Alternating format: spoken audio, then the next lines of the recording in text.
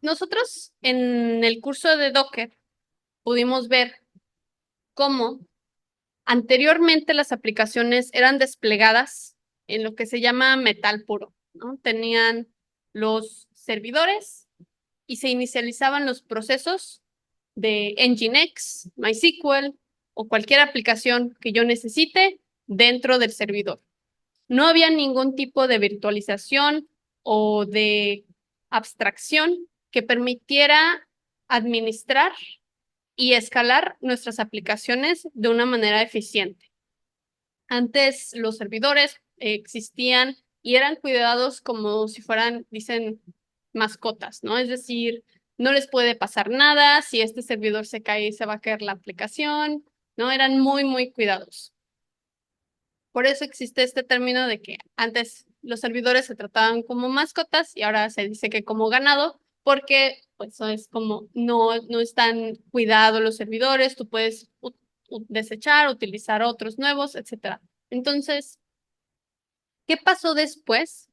Empezó a emerger la tecnología de la virtualización, lo cual permitía poder poner una capa de virtualización en nuestros servidores, en este caso el sistema operativo, y esto permitía entonces, además de usar otros sistemas operativos en diferentes servidores, permitía una capa de virtualización. Después de esto, ahora sí que la evolución de la virtualización terminó siendo los contenedores, que nos permiten dentro de nuestros servidores poder desplegar y aislar nuestras aplicaciones dentro de su propio ambiente. Si yo quisiera, como ya sabemos, desplegar mi aplicación con diferentes versiones de los paquetes, con tal vez diferentes variables de entorno, entonces yo puedo usar los contenedores para poder aislar completamente mis aplicaciones y no solo eso, también poder crear imágenes, como sabemos de Docker, para poder reproducir la misma configuración de mis contenedores de manera que pueda escalar.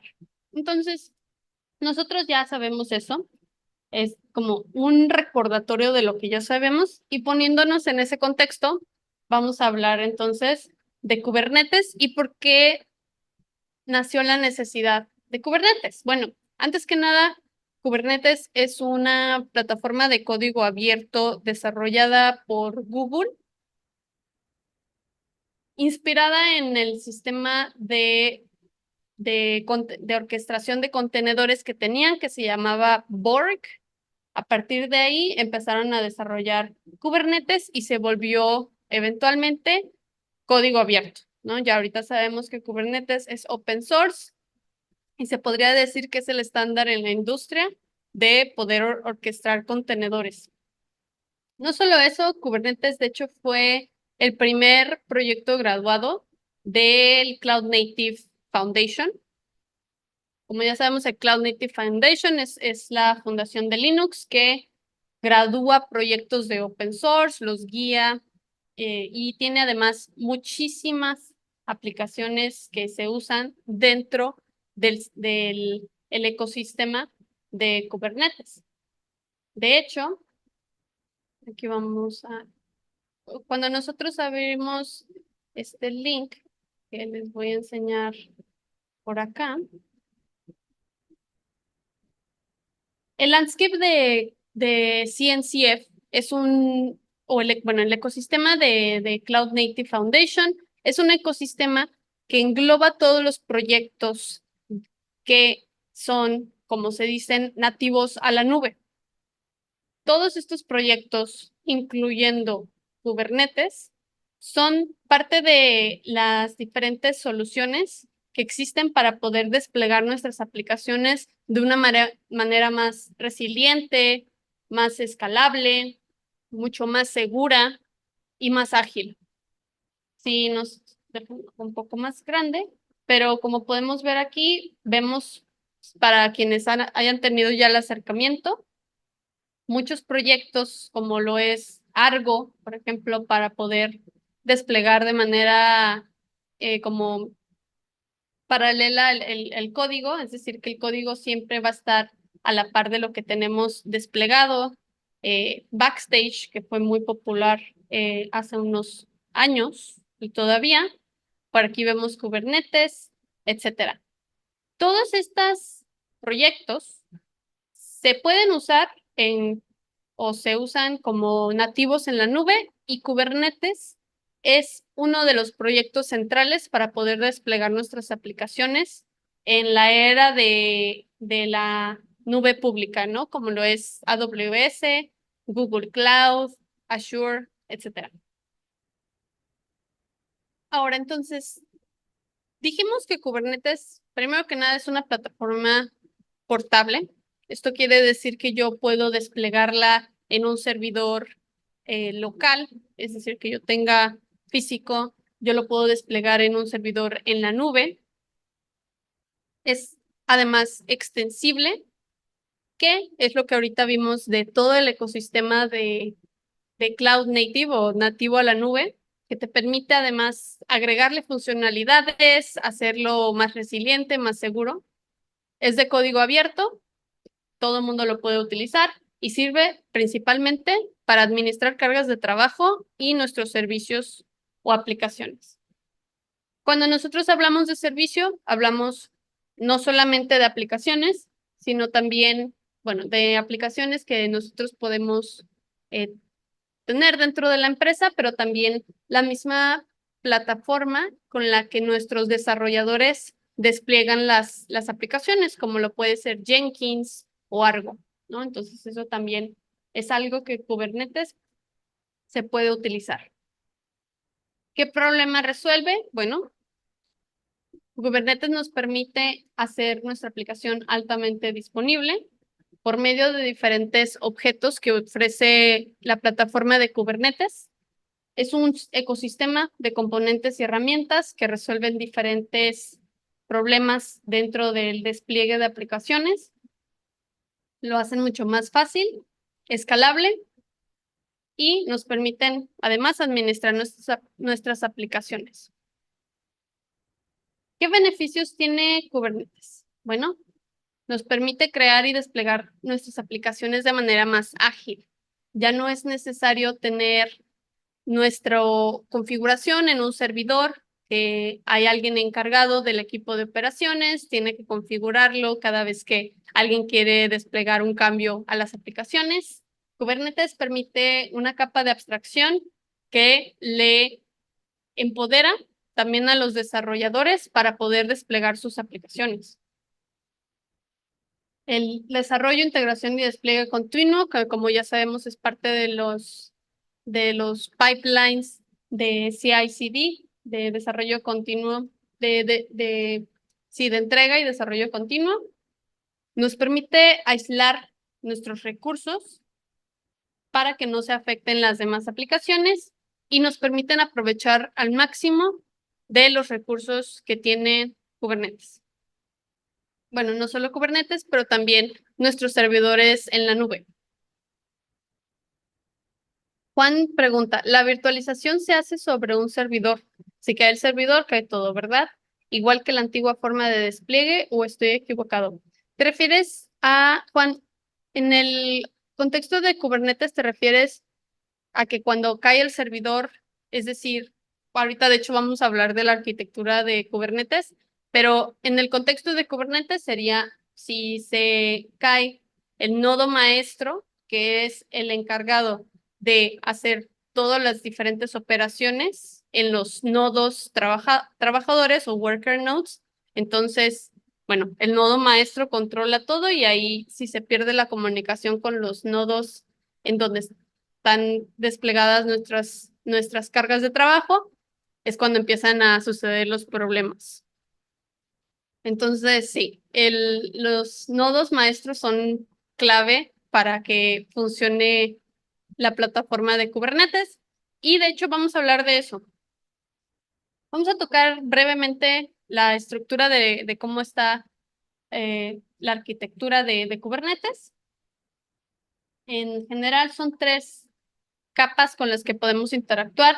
En el primer nivel tenemos la manera en la que nosotros podemos interactuar con Kubernetes o el API de Kubernetes, que es por medio de la UI de administrador y el CLI.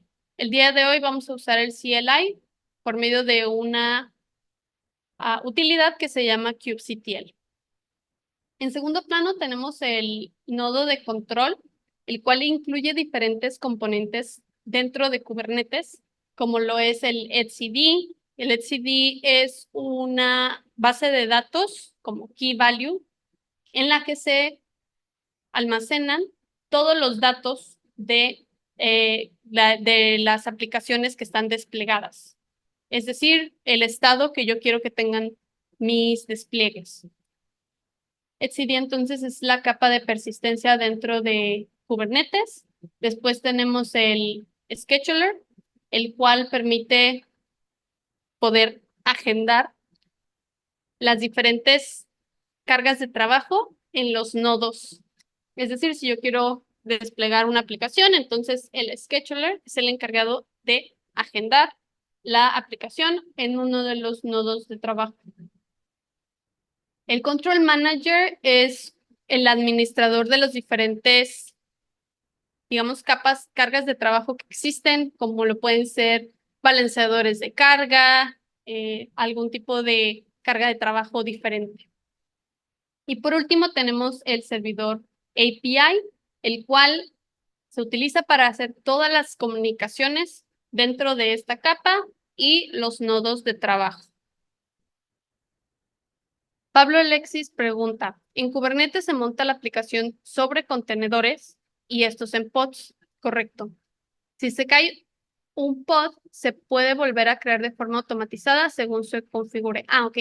En este caso, lo que nos platica Pablo, igual hablando como de cajitas, como qué cajita está en qué cajita, ¿no? Pero es correcto lo que dices. Tenemos los contenedores, igual vamos a hablar más a fondo de eso en unos momentos, pero para aclarar el punto, tenemos los contenedores, los cuales están encapsulados en un objeto llamado pod, y este pod se puede desplegar en uno de los nodos de trabajo que vemos aquí abajo. De hecho, esto lo podemos visualizar de una manera muy correcta.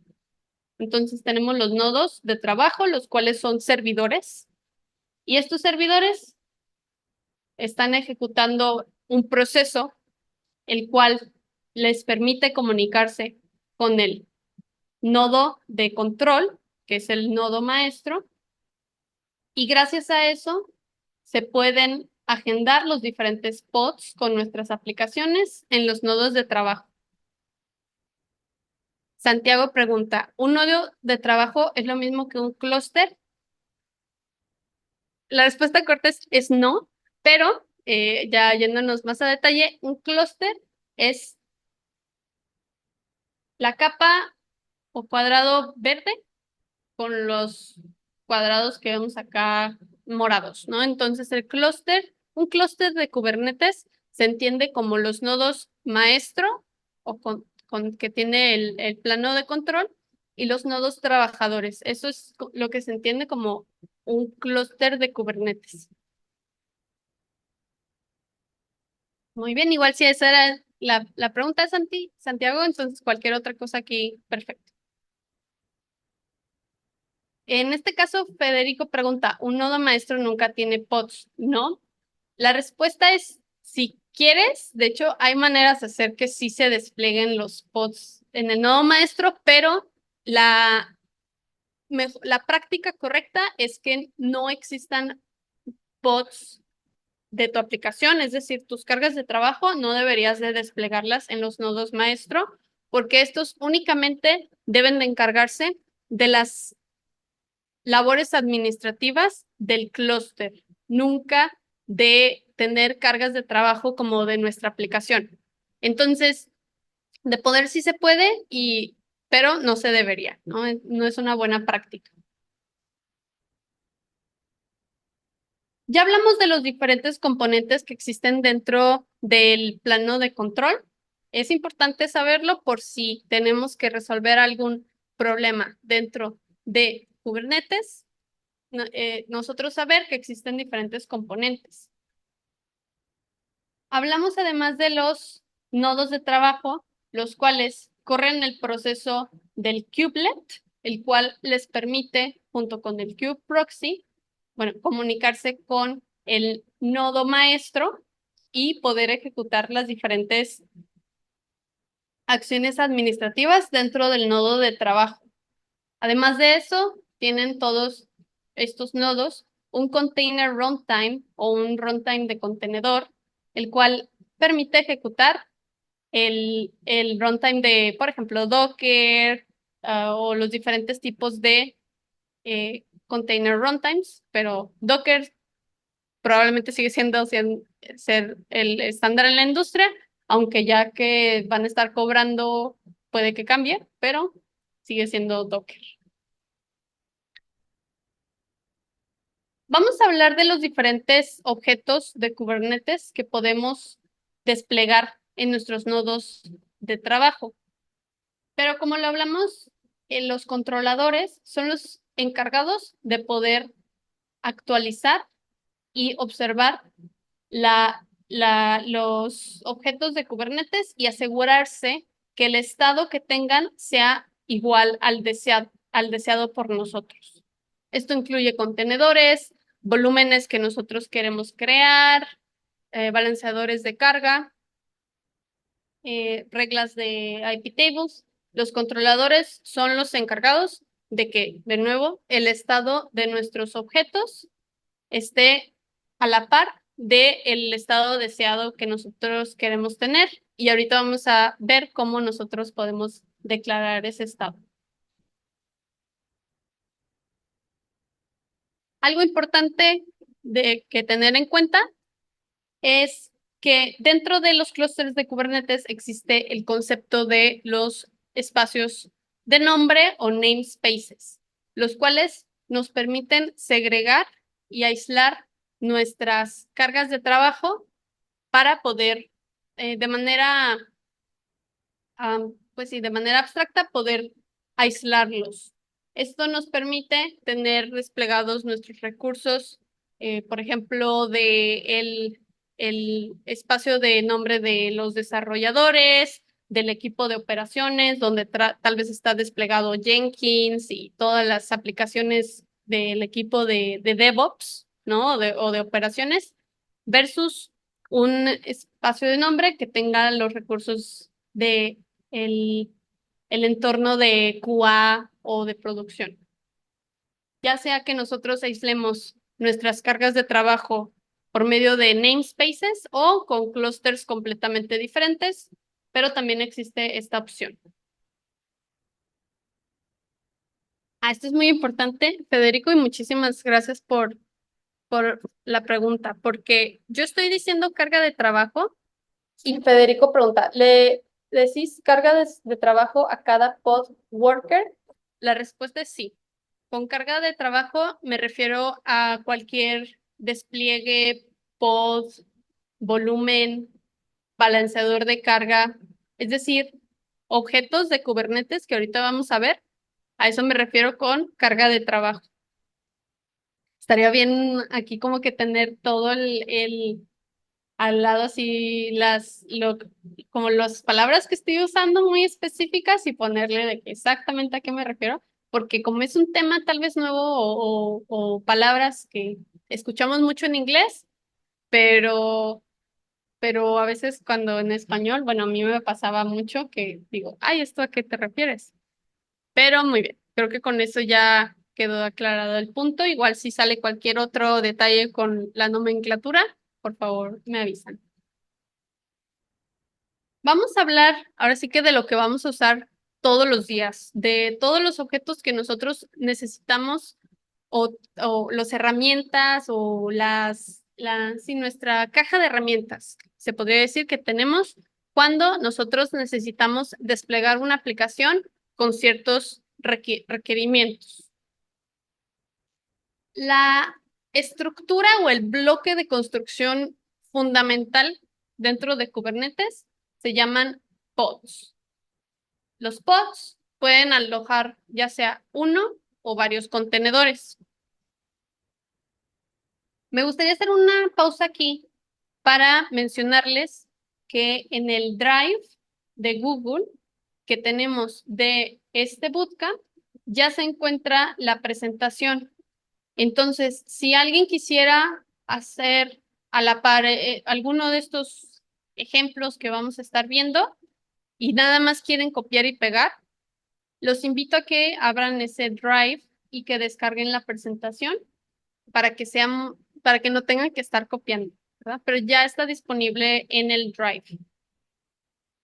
Igual, si alguien necesita el link, nos tomamos unos minutos y lo copiamos y pegamos aquí.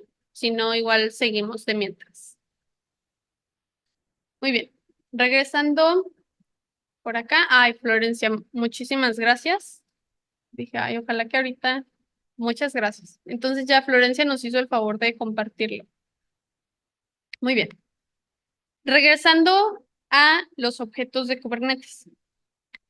Para quienes ya tuvieron el acercamiento con Docker, nosotros sabemos que el contenedor es la estructura o abstracción que nos permite encapsular nuestras aplicaciones y ejecuta por lo general en un proceso, ¿no? Nosotros tal vez tenemos ahí Nginx o Postgres ejecutado dentro del contenedor, ¿no? Entonces tenemos un proceso dentro de un contenedor. Por lo general la relación es 1-1, ¿verdad? Ahí es un proceso, un contenedor. Dentro de Kubernetes tenemos el objeto de los pods. Los pods se encargan de alojar uno o varios contenedores. Es el bloque de construcción más mínimo que existe dentro de Kubernetes. Nosotros en Kubernetes no podemos desplegar un contenedor como lo haríamos con Docker. No podemos hacer un Docker run y que exista en Kubernetes. Para usar Kubernetes usamos los pods. Vamos a revisar la estructura del archivo que tengo del lado izquierdo. Este es un archivo YAML que, bueno, para empezar a declarar el archivo de Kubernetes, pongo la versión del API de Kubernetes que se va a usar, que en este caso, por ser el pod, es el kind pod y la versión 1. El tercer atributo, que es metadata, estoy incluyendo el nombre del pod que yo quiero ejecutar, que en este caso es Nginx. Dentro de las especificaciones, yo voy a poner los contenedores como un arreglo o un array. El primero dice nombre Nginx. Después declaro la imagen que quiero que tenga este contenedor, que en este caso es Nginx 1.14.2. Y después el tercer atributo de mi contenedor es el puerto que va a tener ese contenedor. Esta es una versión muy simple de lo que podemos ver de un post. Sí, Federico pregunta, ¿esa imagen sí se descargaría de Docker Hub? Sí, en este caso Docker se descargaría de Docker Hub. Si tú quisieras hacer muy hermética tu seguridad dentro del clúster, podrías delimitar los registries o como repositorios o registros de los que se pueden descargar las imágenes, pero ahora sí que por lo general o de manera predeterminada, tú puedes descargar directamente del Docker Hub sin ningún problema. De hecho, en los ejercicios que vamos a hacer al rato, vamos a descargar directamente de Docker Hub. Para quien quisiera seguir este ejemplo, bueno, todavía no hemos descargado nada, pero la manera de poder nosotros inicializar este objeto dentro de Kubernetes es por medio de el CLI y ejecutaríamos este comando kubectl apply con la bandera F y después el nombre del archivo, que en este caso está alojado en un URL, pero también podría ser un archivo local. Entonces, aquí vamos a hablar en general, Kubernetes. No nos vamos a adentrar en, por ejemplo, CI/CD, es decir, como todo lo del ecosistema de Cloud Native que vimos, como todas las aplicaciones que existen, porque son tantas que no podríamos, las dos, el tiempo que tenemos aquí no abarcaría, pero ahorita con las bases que vamos a ver el día de hoy, van a poder ustedes desplegar las aplicaciones que necesiten. Algo muy importante de los pods es que son efímeros. Es decir, pueden ser creados, destruidos o recreados. Si existe algún error en la aplicación o se sale se da un exit code, ¿no? Es decir, existe un error en la aplicación y se sale y se detiene el contenedor y el pod. Entonces, en este caso, al detenerse el contenedor, el pod podría marcar un error y terminar de ser ejecutado. Vamos a ver unos ejemplos en un momento. Entonces, nosotros sabemos que los pods son la estructura más fundamental o básica que existe dentro de Kubernetes. Una abstracción encima tenemos las réplica sets. Nosotros, por lo general, cuando desplegamos nuestras aplicaciones, no solamente necesitamos un contenedor que esté sirviendo las diferentes solicitudes que existen en mi aplicación, sino que para poder aprovechar Kubernetes, nosotros queremos desplegar muchas versiones, bueno, muchas copias de esa aplicación para que puedan servir mayor cantidad de solicitudes. Para eso existe la réplica set. La réplica set se asegura que el número deseado de réplicas de los pods esté en ejecución. Si por alguna razón yo tengo desplegada mi aplicación en un servidor y deja de funcionar ese servidor, el réplica set se asegura que siempre se encuentren la cantidad de réplicas siendo ejecutadas. Este es el objeto que se encarga entonces de eso. Esta es la declaración que vemos del lado izquierdo de cómo se puede hacer un réplica set. Y dentro del réplica set vemos un apartado aquí a partir del spec en el que ya vienen las especificaciones de los contenedores. Entonces aquí es cuando esta parte se parece mucho a lo que vimos del objeto de pods.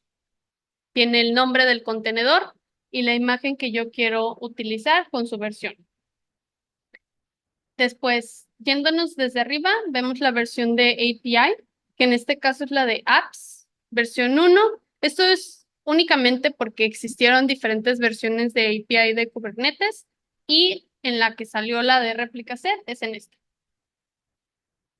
Tenemos el kind, que es réplica set, y dentro del metadata vemos el nombre de la réplica que nosotros le queremos asignar, así como los labels o las etiquetas que son importantes para poder agrupar nuestros recursos y ahorita vamos a ver un ejemplo práctico de por qué son tan importantes. Federico pregunta, en este caso, ¿habría 3 pods replicados o 3 contenedores en el mismo pod? Es muy buena pregunta. Entonces vamos a irnos aquí. En este caso, este réplica set, primero diría como qué dice el público, pero vamos a contestar esa pregunta de una vez. Si yo tengo, en este caso, 3 pods, yo creo que ya se está viendo, sí. Y dentro de esos pods yo tengo mi contenedor de Nginx. Entonces tenemos mi pod 1, pod 2 y mi pod 3. Así es como se vería entonces este despliegue. Si yo especifico que sean 3 réplicas, así es como se van a ver 3 réplicas y estas van a existir ya sea en uno o varios nodos. Tal vez el réplica set se va a encargar de que estén desplegados las tres réplicas de mi pod, ¿no? Aquí tenemos un nodo de trabajo 1 y un nodo de trabajo 2. Entonces, el réplica set se asegura de que se desplieguen y que siempre estén desplegadas esta cantidad de pods. Si por alguna razón, ahora sí que una pregunta al público, digamos que deja de funcionar este pod, ¿qué es lo que pasa en ese momento? De mientras Marcia nos pregunta, ¿ese número de réplicas puede ser dinámico? Sí, muy buena pregunta. Y la respuesta es sí. Si yo puedo de manera dinámica actualizar este valor para que incremente o disminuya. Entonces sí, es muy buena pregunta. Ya nos están llegando las respuestas. Federico dice, imagino que se genera un pod nuevo. La pregunta era, ¿qué pasa cuando un pod deja de funcionar? Digamos que hubo bueno, no quiero decir un ejemplo, pero hubo un tornado y justo donde estaba este servidor de AWS, en la región US East One, por alguna razón, ¿no? Ya dejó de funcionar y necesita ser, pero hubo una razón por la que dejó de funcionar. Carlos dice, Kubernetes lo mata y lo regenera. Sí, o sea, si el estado, de hecho, digamos, lo que nosotros veríamos en Kubernetes, ya sea por medio del CLI o algún tipo de herramienta de observabilidad que tengamos, vemos que diga failed o stopped, ¿no? Entonces, el estado de este es failed o stop, dependiendo del tipo de objeto. Y sí, lo regenera. La respuesta también Selene dice se regenera. David nos dice Kubernetes levantaría otro pod para satisfacer el número de réplicas. ¿Correctísimo? Ajá. Santiago dice hay un health check para ver si existe y luego crea otro. Sí. Los componentes, como ya vimos el nodo de control o el plano de control, hay un controlador que es parte del replica set, el cual se está encargando de verificar que existan todas las réplicas a través, bueno, en los diferentes nodos y justo como dice Santiago, verifica si existe y si no, crea uno nuevo. También Pablo nos dice crea uno nuevo. Marcos dice debería de intentar crear otro inmediatamente. Chris nos dice muchas veces no lo regenera automáticamente, tenemos que destruirlo manualmente. Si por alguna razón, ahí hay varias maneras de hacer, como dice Santiago, health checks en los bots para asegurarnos que siga vivo el proceso o que siga funcionando bien nuestra aplicación. Si eso está configurado de manera correcta, entonces Kubernetes automáticamente estaría matando o marcando ese pod con un error y ya es cuando entra este proceso de poder provisionar uno nuevo, que en este caso, si por alguna razón dejara de funcionar este nodo completamente, entonces sí, tendríamos que ver que exista suficiente espacio en este nodo y provisionarlo por acá. Entonces, muy bien. Chris dice, o sea que está mal configurado por los DevOps de mi empresa, entiendo. No voy a señalar, pero yo te aconsejo verificar que hay dos, se le llama props, el live, que son los dos props que verifican que uno se haya inicializado bien el pod, bueno, el contenedor y después el pod, y después asegurarse que siga vivo.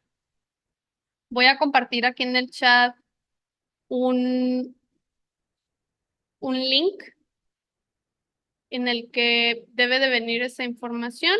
Si no, ahí en Telegram platicamos más de esto, de este tema, porque es algo súper importante. Igual Ah, por acá está compartir, dice. Ahí debe de venir algo de los props. Si no, lo checamos juntos después. Después tenemos los deployments. Ya vimos, por un lado, tenemos los replica sets y por acá tenemos los deployments. Como podemos ver, de hecho, los son muy similares. Ponerlo acá. Y ahorita vamos a ver exactamente como las diferencias que existen al momento de que. Entonces, en este caso, eh, gestiona el estado que nosotros queremos tener y podemos incluir información acerca de las réplicas set. Ahorita vamos a aterrizar las diferencias con un ejemplo práctico que es en el que se va a entender mejor cuáles son las diferencias. Además de esto, tenemos un objeto muy importante que son el stateful set. Muchas veces tenemos que desplegar aplicaciones como bases de datos o algún tipo de aplicación en el que el estado sea estado, bueno, se dice stateful set. Para esto, Kubernetes tiene un objeto que se llama el stateful set. El stateful set le permite tener a los pods identificadores únicos. Eso quiere decir de que si tengo 3 diferentes réplicas de mi base de datos, que de hecho lo voy a poner aquí para que se entienda todo el. Si yo tengo 3 diferentes réplicas de mi bases de datos, estos tienen sus contenedores de Postgres, ¿no? Que tienen el servicio, el proceso siendo ejecutado. Tengo mi pod 1, pod 2, pod 3 y el contenedor de Docker. ¿Qué tipo de objeto necesito yo para poder persistir los datos? Porque nosotros sabemos que los pods son efímeros. Es decir, si yo tengo aquí los datos de mis clientes y por alguna razón se cae este pod, entonces, bueno, si yo lo estoy desplegando como un deployment, entonces perdí todos estos datos. ¿Sí? Ya en el chat se están lloviendo las respuestas, pero es correcto. Necesitamos volumen, ¿no? Necesitamos persistir estos datos de alguna manera. Bueno, de hecho en Kubernetes existe un objeto que se llaman volumes, ¿no? PBs, que son persistent volumes. Volúmenes persistentes que ahorita los vamos a ver. Sin embargo, yo aquí, por ejemplo, puedo tener mi volumen 1, volumen 2 y volumen 3. Entonces, el stateful set, que es el objeto del que estoy hablando ahorita, es el que me va a permitir que mis aplicaciones o mis pods, en este caso, tengan un identificador, el cual me va a permitir, entre varias cosas, poder identificar cuál es el volumen que yo debería de asignar a mi nuevo pod. Pongamos un ejemplo. Si deja de funcionar este pod y yo lo desplegué como un stateful set, entonces, de entrada, mi volumen queda persistente y los datos siguen existiendo. Lo único que dejó de existir o de ser ejecutado fue el proceso de Postgres, el cual se puede volver a provisionar. El stateful set me permite identificar por medio de este identificador cuál fue el post que dejó de funcionar y de esa manera poder asignarle de nuevo el volumen que le corresponde. Esto es un caso de uso específico a las aplicaciones en las que el estado es muy importante poder persistir o sí, persistir o preservar el estado a través de estos reemplazos de pods. De nuevo, bases de datos, tal vez algún caso de uso en el que mi aplicación necesite este tipo de despliegue, pero también Kubernetes ofrece esa opción. Entonces, cuando ustedes piensen en base de datos y Kubernetes, la respuesta 99.9 de las veces va a ser un stateful set. Dice Chris, eso último, repetir. El ejemplo de qué pasa cuando un pod deja de funcionar. O igual si me dices específico y me dices, es que por eso estoy pidiendo que lo repita, porque no sé qué. Ok. Sí, pero la idea es que cuando nosotros tengamos bases de datos. Ah, gracias. Sí, cuando sea una base de datos, lo que tenemos que desplegar, lo primero que tenemos que pensar es un stateful set o cualquier caso de uso que requiera, por ejemplo, Prometheus, sé que se despliega con un stateful set porque también tiene que persistir datos y su estado, ¿no? Entonces, Prometheus sabemos que también usa un stateful set. Kafka también usa stateful sets.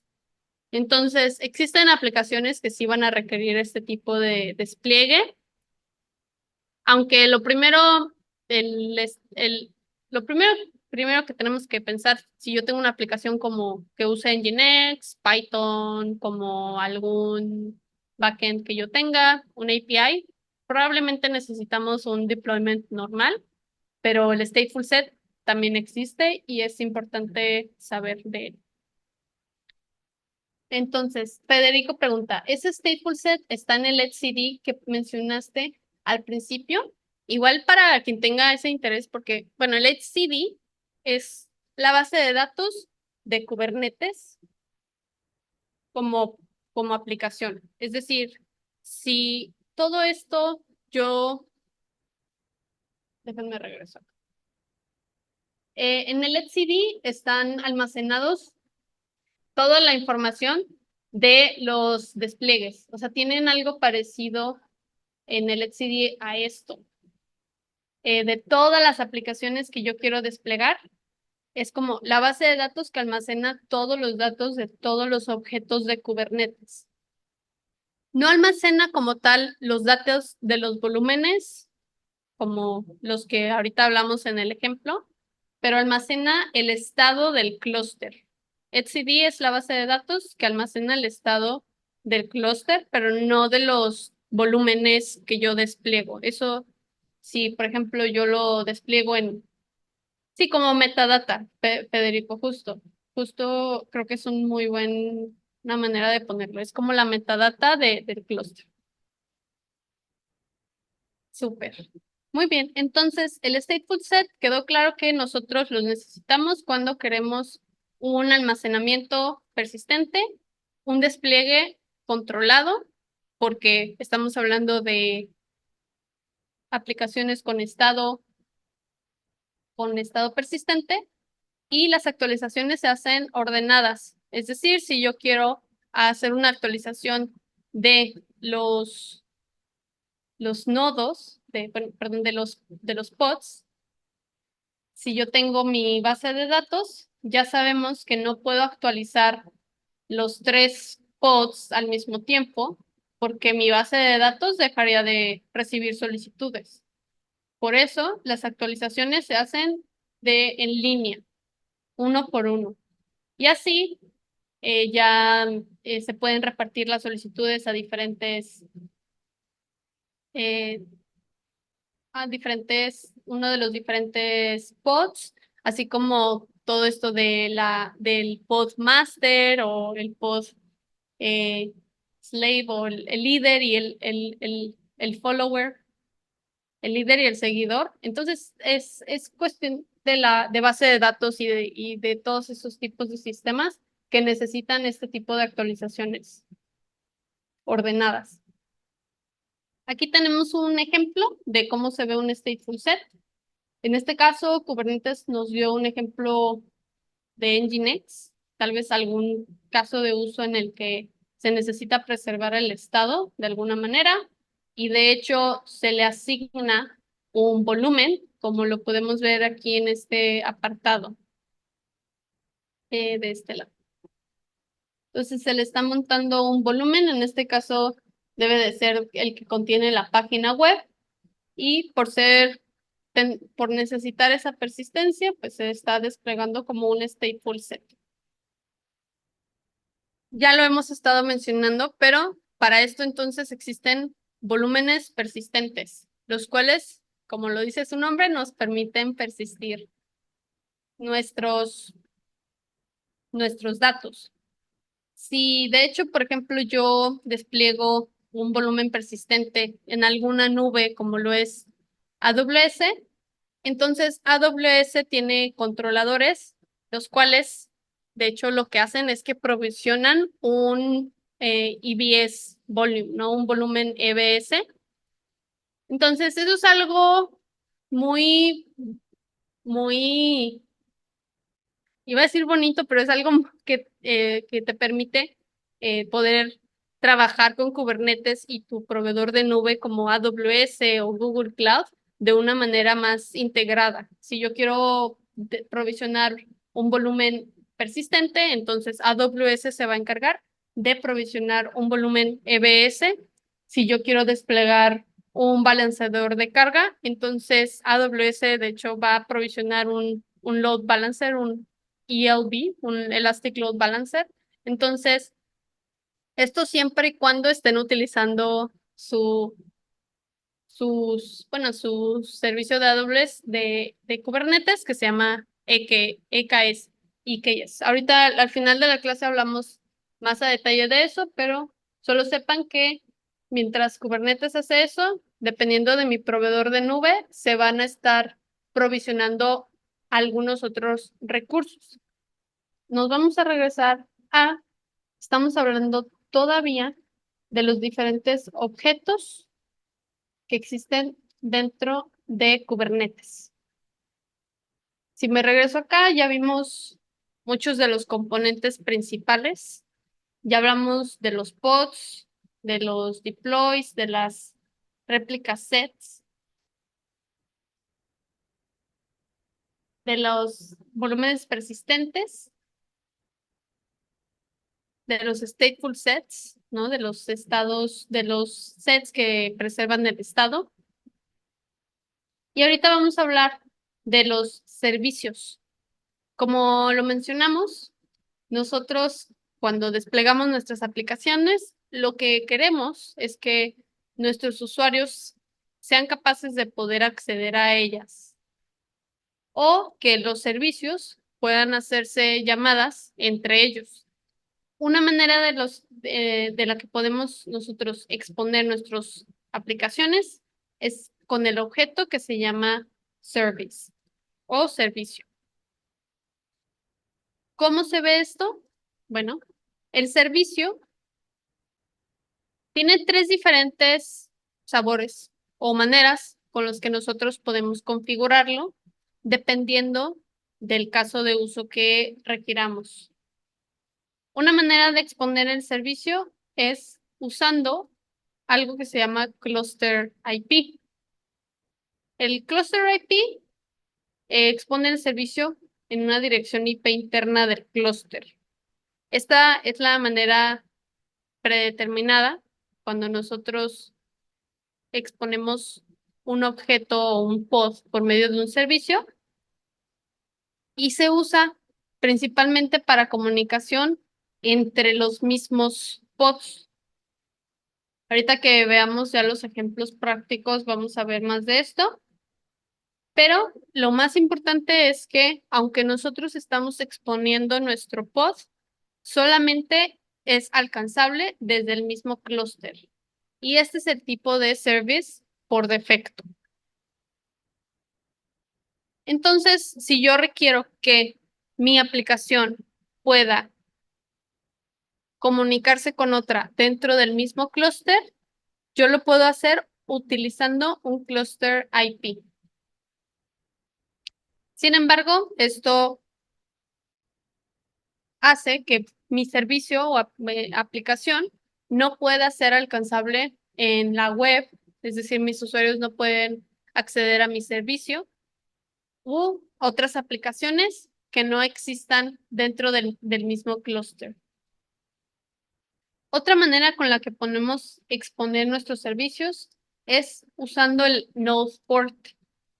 El node port expone el servicio en cada IP del nodo en un puerto estático. Esas fueron muchas palabras al mismo ahora sí que ahorita lo vamos a ver con un diagrama. Pero esto lo que hace es que en cada IP de los nodos, es decir, si yo tengo varios nodos, nodo 1, nodo 2, así infinito, ¿no? Y yo creo un pod con un servicio. De hecho, después incluso ya tenemos aquí un diagrama. Entonces me voy a ahorrar esto. Pero cuando nosotros exponemos nuestro servicio utilizando el node port, esto crea que el puerto exponga en cada uno de los worker nodes, que son cada uno de estos, se expone en un puerto determinado. Eso quiere decir de que si yo tengo mi aplicación que es Nginx y mi clúster tiene un IP address de 192.84, etcétera, si yo accedo a ese, pero le agrego el 30,000, entonces yo puedo acceder a esa página web, que de hecho ahorita en el ejercicio lo vamos a ver, pero lo importante es que esto expone mi servicio al tráfico exterior utilizando este puerto. En la práctica, sabemos que nosotros no accedemos a las páginas de esa manera. Nosotros no ponemos esta dirección y vamos a google.com, etcétera. Pero sabemos que al momento de exponer esto, nosotros después le podemos asignar algún récord de DNS a una de estas direcciones de IP a este puerto en específico. Chris dice, o sea, le asigna un puerto estático en cada nodo. Así justo como lo estás diciendo, no lo pude decir mejor. Y sí, precisamente cada uno de los nodos que existen en mi clúster exponen en el puerto, en este caso 30,000, mi aplicación. Entonces, para eso sirve el node port. Ya después yo puedo asignar mi aplicación.com a alguna IP y un puerto en específico. Esta es la manera en la que se ve de manera declarativa en el YAML. Tenemos de metadata mi servicio. El tipo de objeto es service y el tipo de service es el node port. Este selector es importante porque del lado del post debe de tener este mismo selector. Pero ahorita nos vamos a meter a esto. Vamos a hablar de las etiquetas, porque así es como se agrupan los servicios, en este caso con los pods. Tenemos un port y el target port. Tienen el mismo valor por defecto. Y bueno, esto está mapeando el puerto del pod al puerto del servicio. Y bueno, tú puedes asignar algún node port en específico, o si no pones este atributo, entonces automáticamente se va a generar uno nuevo, uno diferente. Federico pregunta, ¿todos al mismo puerto? Sí, todos al mismo puerto. Por eso el rango es tan amplio, porque estamos hablando de a veces miles de aplicaciones que existen dentro de un clúster, pero también es importante saber que tienen un límite los puertos, ¿no? Como podemos ver aquí dice en un rango que viene por defecto del 30.000 al 32.000. Entonces, ahí ya sabemos que tenemos un número limitado de puertos dentro de cada clúster. Muy bien. Entonces, como hemos visto, nosotros tenemos diferentes maneras en las que podemos exponer nuestras aplicaciones. Ya vimos el cluster IP y el node port, y ahora vamos a hablar del load balancer. El load balancer expone el servicio externamente, pero usando un balanceador de carga del proveedor de la nube, ya sea si yo tengo desplegado en AWS, Google Cloud. Entonces, yo cuando creo un objeto de Kubernetes de tipo servicio y que sea load balancer, entonces se crea un balanceador de carga en mi proveedor de nube. Un dato importante es que automáticamente se crean los demás servicios que requiere para poder hacer que el balanceador de carga pueda redireccionar. Así es como se ve el diagrama. Yo recibo mi tráfico directamente al balanceador de carga, que puede tener alguna dirección IP o ya puede tener tal vez aquí un DNS, que es el que manda el tráfico a load balancer. Por ejemplo, mi DNS puede decir eh, mi página web.com, y ese ya es el que redirige a load balancer. Aquí, ¿por qué? Igual una pregunta que les quisiera hacer: ¿por qué quisiera yo usar un load balancer a diferencia de un clúster, de un node port, que es el que vimos antes? Pareciera que tienen capacidades similares, pero ¿qué es lo que me daría un load balancer? Un balanceador de carga. Bueno, lo dice el nombre y justo Pablo le dio al punto. Dice para repartir la carga. Sí, los balanceadores de carga, bueno, una de sus características es que me permiten repartir la carga en el servicio, es decir, me agregan una capa adicional para poder repartir la carga, y además me permiten redireccionar con base a diferentes paths, ¿no? Si yo quiero que el path API se vaya a algún lugar en específico o algún servicio en específico, el load balancer también me permitiría hacer eso. Además de que me permiten verificar en esta capa cuestiones de certificados, etcétera. Muy bien. Federico pregunta: ¿le podrías agregar esa funcionalidad del load balancer al node port? Esto es algo interesante. Lo que te podría decir en ese aspecto, Federico, es que ya existen herramientas en el ecosistema de Kubernetes que te permiten no tener la necesidad o sea, te quitan varios usos de caso de usar un load balancer. Por ejemplo, tal vez. Hay uno que se llama Contour, pero les voy a poner en el chat como varios, pero te permiten poner todas estas reglas como un servicio dentro del clúster en lugar de usar balanceadores de carga de tu proveedor de nube. Entonces, tú podrías hacerlo, pero no te podría decir que no es el estándar como usar un node port con funcionalidad de load balancer.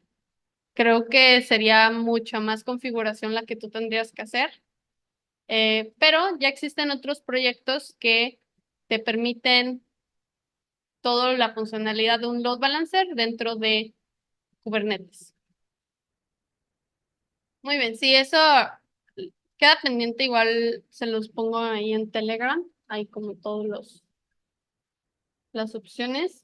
Pero aquí lo importante es saber que existen servicios o objetos de Kubernetes que te permiten exponer a tráfico exterior, así como de otras aplicaciones dentro de tu clúster. Ah, ok. Justo. Ok, súper. Muy bien. Entonces, para quien tuvo la oportunidad de poder descargar Minikube, si no ahorita vamos a hacerlo, pero para eso vamos a necesitar abrir nuestra terminal. Ahorita lo último que queda, vamos a hacer el ejercicio práctico. Entonces déjenme abro por acá y voy a empezar a compartir mi terminal. Creo que ahí se ve bien. Vamos a, para quien no lo haya hecho, vamos a descargar Minikube, que de hecho yo ya lo tengo instalado. De nuevo voy a compartir en el chat las instrucciones de cómo realizar esto para quienes no hayan tenido la oportunidad de hacerlo, pero sí, dependiendo de la instalación, perdón, del sistema operativo que tengan, varía la instalación.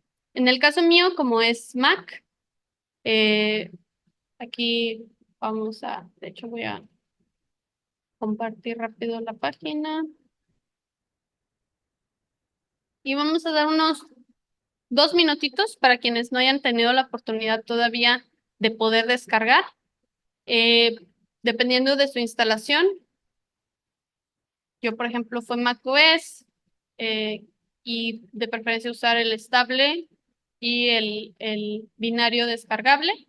Ejecutan estos comandos y con eso ya deben poder ejecutar Minikube Start. Igual si alguien ya los hizo y no tuvo ningún problema, si nos puede poner en el chat para ver quiénes si ya están listos, pues entonces empezamos. Chris dice en Windows. Sí, muchas gracias. Sí, justo Chris, en Windows usen la terminal WWSL. Listo, solo que en Windows hay que cargar el bash como administrador. Muchas gracias, Pablo. Ok, perfecto. Entonces ya tenemos varios comentarios en el chat. Vamos a empezar. Para quienes no hayan tenido la oportunidad todavía de descargarlo, igual y en diferido, ya y después de la clase, que tengan más tiempo de hacerlo. Ya una vez que hemos descargado Minikube, vamos a inicializar nuestro clúster. Vamos a dar bueno, dejen comparto mi terminal. Vamos a inicializar nuestro clúster con Minikube Start.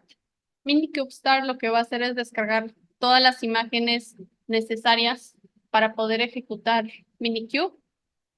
Esto que estamos utilizando es una versión de Kubernetes que te permite ejecutarla de manera local. Esto es algo importante que sepan que la Minikube no se debe de usar en producción. Lo estamos usando para poder emular un clúster de Kubernetes de manera local, pero como pueden ver aquí, lo que hace es que el control plane o el plano de control, así como los nodos de trabajo, todos van a existir dentro de nuestro mismo servidor. Eso no se debe de usar en producción porque pierde el valor de lo que es Kubernetes, pero lo estamos usando por cuestiones de la práctica que vamos a realizar el día de hoy. Solo sepan que tras bambalinas eso es lo que está sucediendo. Todavía está aquí preparándose un poquito mi, mi instalación y dice que todo perfecto.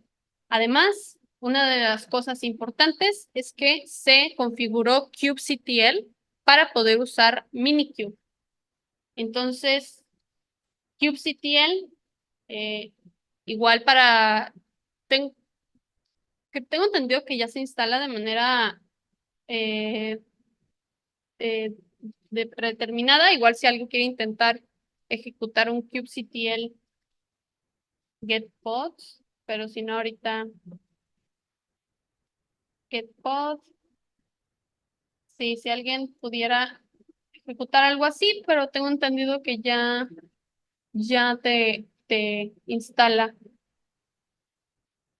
Sí, si alguien, bueno, al momento de hacer eso se deben de ver todos los pods que están siendo ejecutados, no solamente en mis nodos de trabajo, sino también en el nodo maestro o el nodo de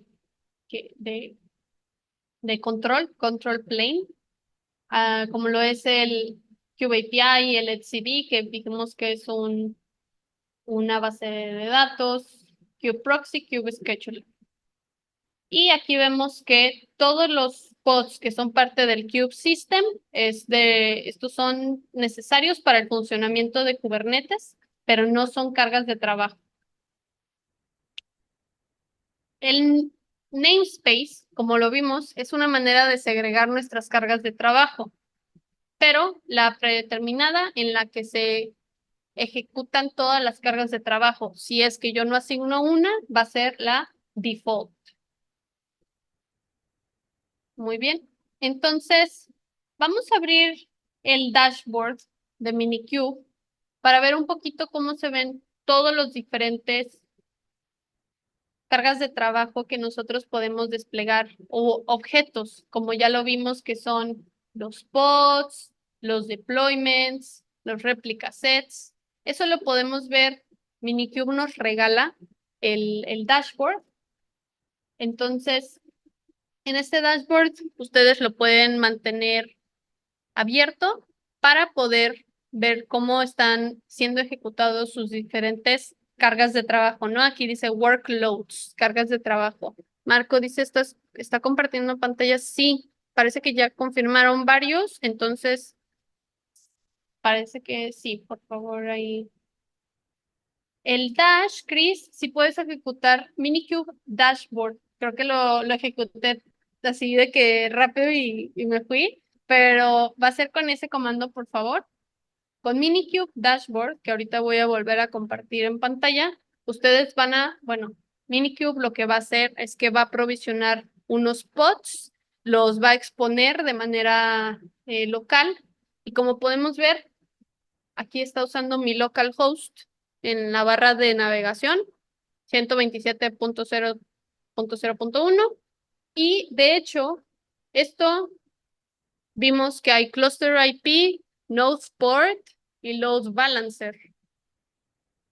Ahí que creen que se está usando, ¿no? Si yo ya veo que está ahí un número largo.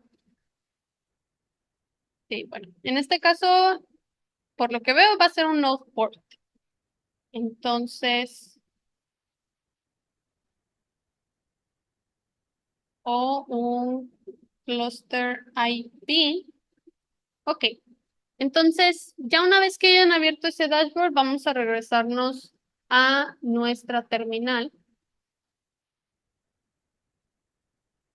Y vamos a empezar a ejecutar cargas de trabajo. Yo voy a dejar el dashboard abierto, entonces voy a abrir en la parte de abajo otra consola, otra terminal, y vámonos a ejecutar unos comandos. Estos comandos se los voy a estar pegando en el chat, pero también los voy a poner aquí para quienes... ahorita vamos a ejecutar solo los que vienen en el Hello World, ¿no? De Minikube. Entonces, voy a primero crear un deployment. Como nosotros vimos, dice, pero me salió todo permission denied. Igual, Chris, si quieres, como darnos de que la info, y igual hay alguien más que esté teniendo ese error, y podemos ir viendo todo eso, todo ese detalle. Entonces, aquí vemos que estoy creando un deployment, que como sabemos es un despliegue que tiene una réplica set con el nombre Hello Minikube, y estoy asignándole una imagen que quiero que se ejecute, que en este caso es Kickbase Echo Server y la versión 1.0. Esto ya lo sabemos por el curso de Docker. Muy bien, entonces voy a ejecutar primero eso y se va a crear. Bueno, en este caso ya lo creé antes, entonces déjenlo borro. Ok, entonces ya no tengo ese despliegue. Voy a ejecutar los comandos con ustedes. Entonces estoy creando el deploy. y vamos a ver, bueno, ya vimos que así se llama, Hello Mini Cube, y dice que ya cada una, bueno, yo como no le pasé el número de réplicas como una bandera o un flag, entonces el predeterminado es que sea solo una. Pero para quienes tengan la curiosidad, les recomiendo que chequen, por ejemplo, cuando creen por medio del CLI sus despliegues, pueden usar la bandera help. La bandera help les permite ver todas las diferentes opciones que ustedes pueden poner dentro de sus despliegues. Aquí, por ejemplo, kubectl create deployment con un comando, ¿no? Yo quiero la imagen de VisiBox y quiero que me dé la fecha. Entonces yo en los logs o en los registros vería entonces que sale la fecha a partir de este despliegue. Puedo además pasarle la cantidad de réplicas que quiero, el puerto, etcétera. Entonces, es una manera de poderse familiarizar con todas las opciones que vienen a partir de una tipo de objeto en Kubernetes. Bueno, regresando a las instrucciones que pusimos en el chat, primero creamos ese deployment con la imagen Kickbase y ahora ese deployment vemos que ya existe aquí. Si yo hago kubectl get deploy, que por cierto este verbo get me va a permitir ver todos los deployments que existen. También podría poner kubectl get pods, me va a aparecer todos los pods, kubectl get no sé qué más hay, PVC, service, ¿no? Todos los diferentes objetos que nosotros vimos, yo puedo ver los que existen usando el verbo get. Si yo quisiera describir alguno de estos recursos, entonces yo puedo usar el verbo describe. Por ejemplo, kubectl describe deploy hello minikube me va a dar la información de ese deployment. Y no solo eso, alguien mencionó anteriormente que si se pueden editar o hacer cambios a los replica sets o a los deployments, y la respuesta es sí. Se puede usar por medio del CLI el verbo edit. Dice Federico, lo que le sigue al comando image puede ser una imagen mía que tenga en Docker Registry, ¿no? Sí, la respuesta es sí. Este fue el comando que nosotros ejecutamos. Y así como tú lo mencionas, por ser, si es un registro público, entonces ese comando te va a funcionar. Si fuera un registro privado en el que necesitas un usuario y una contraseña, entonces primero tienes que configurar Docker para que pueda conectarse. Pero si es un registro público, Docker está configurado en tu local para que pueda jalar esas imágenes públicas. Aaron pregunta, ¿cómo usar imágenes en local? Sí, o sea, es justo, es decir, si yo, de lo que hablaron, igual para dar contexto, Aaron pregunta, como usar imágenes en local? Si yo hago Docker, es un list, creo que es Docker Images PS. Sí. Gracias, Federico. Sí. Entonces, si yo ejecuto este comando, aquí me aparecen todas las imágenes que existen en mi máquina local. Yo puedo, eh, no sé, en Nginx. Yo puedo crear imágenes o las puedo jalar o de algún repositorio o registro público. En este caso, este es un registro público. Si yo me voy a dockerhub.com, ahí va a estar y puedo jalar esta imagen. Sin embargo, cuando estamos hablando de empresas, de nuestros flujos de trabajo, las imágenes no van a estar públicas, ¿no? De la aplicación súper secreta de la empresa. Es por eso que se tienen que configurar contraseña y usuario para poder acceder a esas imágenes, pero ahorita solo sepan que imágenes locales, como ahorita lo podemos hacer, o de registros públicos, no hay ningún problema. Si es un registro privado, tenemos que configurar usuario y contraseña. Igual si queda tiempo al final, nos podemos expandir en ese tema, si así lo desean. Muy bien. Entonces, vamos a regresar acá. Y nosotros, al momento de desplegar nuestra aplicación, ahora lo que tenemos que hacer es exponerla.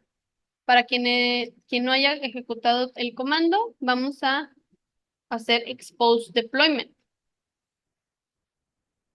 El comando expose lo que hace es que busca un deployment o un servicio por algún nombre, en este caso Hello Minikube, y se le va a crear un servicio para poder ser expuesto. Eso es lo que hace kubectl expose. Entonces nos ahorra muchos pasos si es que queremos declarar nuestra aplicación por medio del CLI. Por lo general usamos archivos de YAML, pero ahorita lo vamos a probar de esta manera. Entonces vamos a exponer el deployment Hello Minikube. El tipo va a ser un Node port en el puerto 8080. Esto ya lo había creado. Entonces, kubectl service Hello Minikube. Ok, entonces esto es lo que les debe de aparecer. El puerto ha sido expuesto. Y ahora lo que vamos a hacer es que vamos a aprovechar que estamos usando Minikube y con este comando vamos a poder abrir una pantalla en nuestro web browser, en nuestro navegador, y se va a poder ver la aplicación. Ya voy a compartir mejor toda la pantalla para no estar cambiando. Minikube Service Hello Minikube, y ya se expuso de manera local esta aplicación en un Node port que se le asignó, en este caso el 52.918, y yo puedo ver la información que viene en el pod. Pues este es un pod que lo que hace probablemente sea una imagen parecida a un servidor web en el que te dice la información de la conexión, ¿no? Entonces, esto no quiere decir que cualquier post que yo exponga va a verse así. Solamente este post en particular, esta aplicación, es como un servidor web, el cual arroja estos datos. Dice Federico, el port es el puerto interno de Docker. Una vez que nosotros configuramos que el puerto, por ejemplo, si es una aplicación de Nginx, entonces mi imagen de Docker tiene que decir que se está exponiendo cierto puerto, digamos el 80. En este caso, puede, como de hecho aquí viene un ejemplo, ¿no? Nginx, puerto 80. Entonces, es el puerto, sí, de hecho, sí, a tu pregunta mi respuesta sería sí. Aquí en este caso, kubectl expose, de lo que nos pregunta Federico, ¿el puerto es el puerto interno de Docker? La respuesta es sí. Eh, ex- Expandiéndonos un poquito más, por ejemplo, si yo en mi imagen de Docker tengo que se está exponiendo cierto puerto, entonces del lado de Kubernetes yo tengo que poder mapear ese dato o ese puerto y se usa esa bandera para hacerlo. Aquí, muy importante, pero va a ser el puerto interno, aquí dice en la documentación, es el target port. Dice, conecta al contenedor en puerto 8000, que sería este, y el que está exponiendo es el puerto 80. Es decir, si yo estoy en mi localhost y ejecuto esto, Entonces me iría a 127.0.0.1, 80. Y eso se conectaría en el puerto 8000 del contenedor de Docker. Solo quería aclarar eso, muy importante. Muy bien. Entonces, durante todo este tiempo, igual los invito a tener abierto su dashboard de Kubernetes para ver como todos los diferentes objetos que se están ejecutando. Muy bien. Ok, entonces vamos a ver cuál es. Ok, aquí solamente tengo un control plane. No tengo nodos de trabajo. Sin embargo, bueno, si yo hago get pods. Aquí, por ejemplo, si yo hago get pods y, ahorita les copio ese comando en el chat, me va a permitir ver cuál es el nodo en el que está provisionado los diferentes pods. Aquí en este caso dice node y el nodo es Minikube. Entonces solamente se está usando ese mismo nodo. Yo podría desplegar muchos más, ¿no? Unos 5 nodos y se van a ir provisionando los pods en diferentes nodos. Muy bien. Entonces ya podemos ver que solamente tenemos un nodo. Vamos a desplegar otra aplicación. Ahorita les pegué en el chat un comando. Vamos a crear un deployment. Entonces para esto, vamos a hacerlo así. Ok. Igual me dicen si está bien el tamaño. Vamos a cerrar eso. Vamos a crear un deployment con el nombre Kubernetes Bootcamp y esta imagen de Google. Si yo hago kubectl get deployments, entonces veo que de hecho no se está provisionando este deployment. ¿Cuál creen que sea una razón? Bueno, ahorita vamos a inspeccionar. Una de las maneras en las que podemos inspeccionar qué es lo que está sucediendo, es decir, tengo este error, no se están provisionando los pods, dice que están 0 de 1 y parece que no mejoran, ¿no? Yo puedo ir monitoreando los eventos de mis deployments usando el kubectl describe que ya habíamos hablado, que de hecho ahorita ya está provisionado el pod, pero hay casos en los que nunca se provisionan, ¿no? Entonces vamos a describir el deployment de Kubernetes Bootcamp. Acuérdense que a veces se tarda mucho en provisionar algún contenedor porque simplemente está muy grande, ¿no? Muy pesado la imagen del contenedor o el pod tiene que provisionar varios contenedores. Entonces, a veces se puede tardar un tiempo, pero por lo general son unos segundos. En este caso veo que de hecho se tardó casi un minuto en provisionar este, este deployment, pero si hubiera algún error, hubiera aparecido en los eventos. Entonces, muy bien. Igual, bueno, una vez que ya hicimos esto, entonces ya tenemos nuestra aplicación. Vamos a pegar este comando que les acabo de compartir. Vamos a abrir un proxy de kubectl. Esto lo que nos permite es de alguna manera entrar a nuestro clúster y ver qué es lo que está pasando. Es decir, si yo tengo este despliegue que acabo de realizar, este deployment, con el proxy me permite poder verlo de manera local en mi computadora.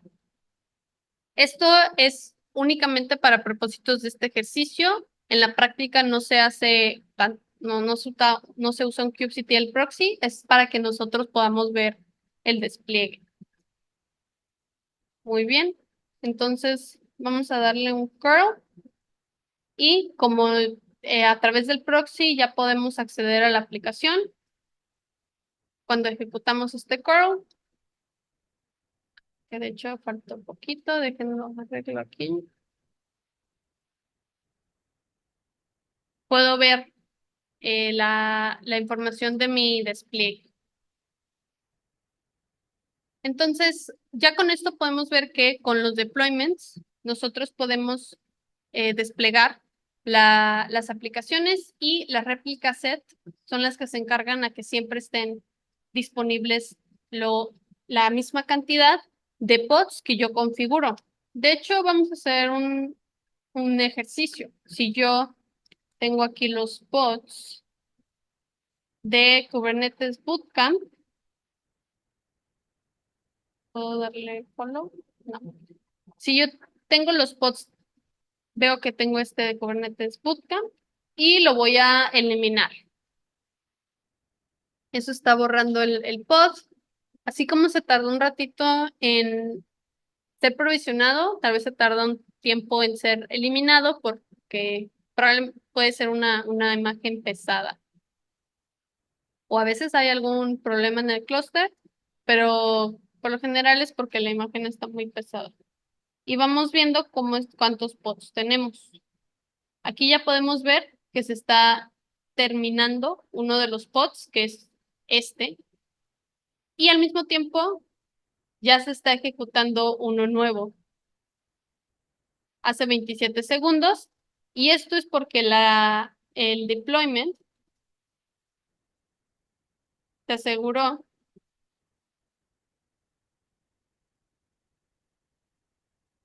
de que siempre existiera uno activo. De hecho, si yo me voy a describir el deployment, ¿sí? Veo que está normal, tiene una réplica. Vamos a ver los eventos. Sí, se ve que en este caso se creó la réplica set, se escaló a 1 y que sí, no hubo ningún problema, se volvió a escalar al momento de que dejó de estar funcionando uno de los pods. De hecho, si yo volviera a eliminar uno, entonces igual empezaría a provisionar el otro para que siempre existiera uno. Y esto pues me permite que siempre esté disponible la misma cantidad de pods que yo requiero. Aquí puedo poner 15 pods y siempre se van a buscar que se distribuyan en diferentes nodos si es que existen. Muy bien. Por último, nos vamos a regresar a el dashboard que tenemos de Kubernetes. Por acá.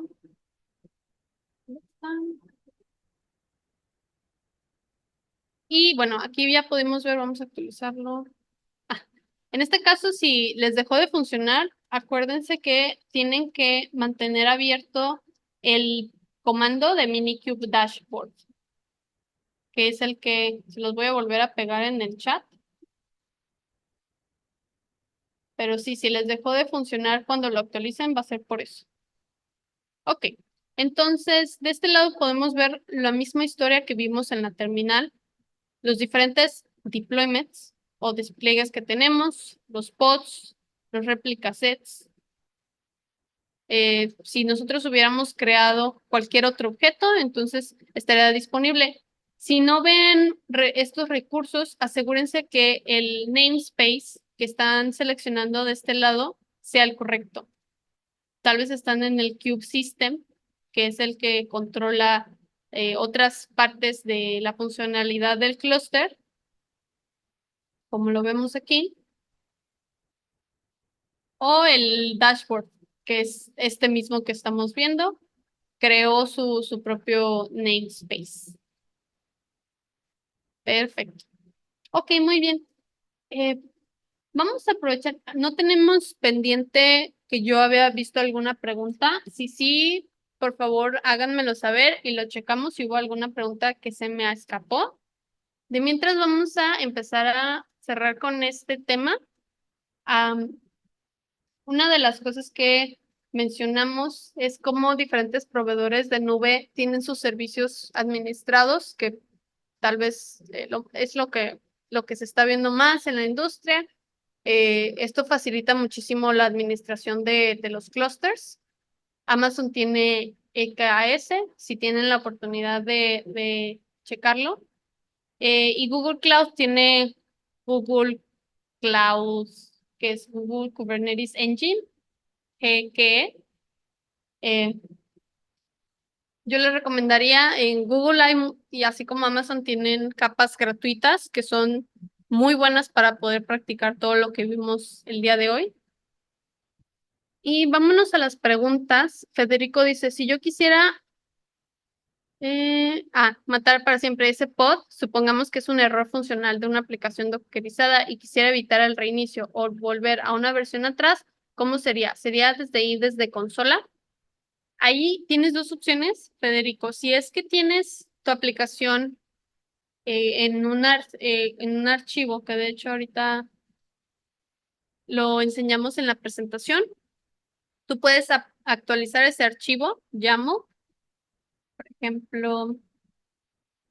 Aquí, por ejemplo, digamos que yo tengo este archivo que yo tengo de nombre Nginx Deployment YAML y ejecuté este comando, ¿no? Este comando lo que hace es que despliega esto. Nosotros lo hemos estado haciendo por medio del CLI el día de hoy, pero el estándar es usar estos archivos YAML para declarar nuestras aplicaciones. Entonces, si tú quisieras matar para siempre ese pod, sería necesario quitar el deployment. De hecho, el deployment, tengo entendido que no puedes poner réplicas 0. De lo que he visto, marca un error. Entonces, sería necesario borrar completamente el deployment. Si tú quisieras actualizar la aplicación, es decir, tú estás en Nginx, vamos acá con la pluma. Aquí, como podemos ver, está usando Nginx 1.7.9. Supongamos que tú quieres usar la nueva versión. Entonces, tú actualizarías este archivo. Le pondrías 1.8.0, modificarías ese archivo y ejecutarías este comando. kubectl apply f nginx deployment YAML. De hecho, vamos, sí, yo te invito a que hagas este ejercicio. Si tú creas un archivo como este que está aquí, que igual si ya tienes la presentación, solo es copiar y pegar, ese sería el primer paso. El segundo sería ejecutar este comando, kubectl apply f, y pasarle el nombre del archivo. Se crea el despliegue y después de que se haya creado, tú puedes modificar las réplicas a que sean 5 o la imagen a que sea una diferente. Y al momento de que tú ejecutas de nuevo este comando con el archivo, entonces se hace la actualización. La actualización lo que haría sería iría actualizando cada uno de los pods para que tengan ahora ese estado. Entonces, respondiendo a tu pregunta, si tú quisieras matar para siempre ese pod, sería borrando el deployment. Y si quisieras volver a una versión atrás o una versión adelante, lo puedes hacer de manera declarativa con un archivo como lo es este, o por medio del CLI puedes usar unas banderas, unos flags para hacer lo mismo, pero si esta es estos archivos, pues es la opción estándar en la industria. Y luego Federico dice, entiendo, aplicaría esa nueva configuración sobre el deployment. Exactamente así como lo dices. Muy bien. Entonces, ahorita ya nos estamos acercando a la hora. Igual si quedara pendiente alguna pregunta, por favor, ya sea en Telegram, voy a poner algunos ejercicios que los voy a invitar a hacer para poder aterrizar todos estos conceptos y poder ya crear sus deployments, que va a ser ahora, en este caso, de manera de archivos. Es lo que va a venir en los ejercicios. Muy bien. Igual si queda cualquier otra duda, si no, pues sería todo por el día de hoy. De nuevo los invito a hacer los ejercicios que van a estar en Telegram. Eh, si no, el día de mañana yo creo que ya van a estar disponibles y ya con eso se van a afianzar todos estos conceptos. Santiago pregunta, ¿qué pasa si no sabes cuántas réplicas vas a necesitar? Una de las herramientas o funcionalidades que ofrece Kubernetes es que lo voy a poner en el chat, que se llama Pod Autoscaler. Horizontal. Este autoscaler lo que hace es, creo que responde justo tu pregunta, con base a diferentes métricas, por ejemplo, la cantidad de CPU o de memoria, escala las réplicas, pero tú te defines lo mínimo y lo máximo, ¿no? Pero el autoscaler lo que hace es que escala de manera automática las réplicas para que siempre se cumplan con esa condición. Por ejemplo, si se llega a tal CPU uno de los pods, entonces provisiona más, pero siempre va a tener un límite superior y un mínimo de pods.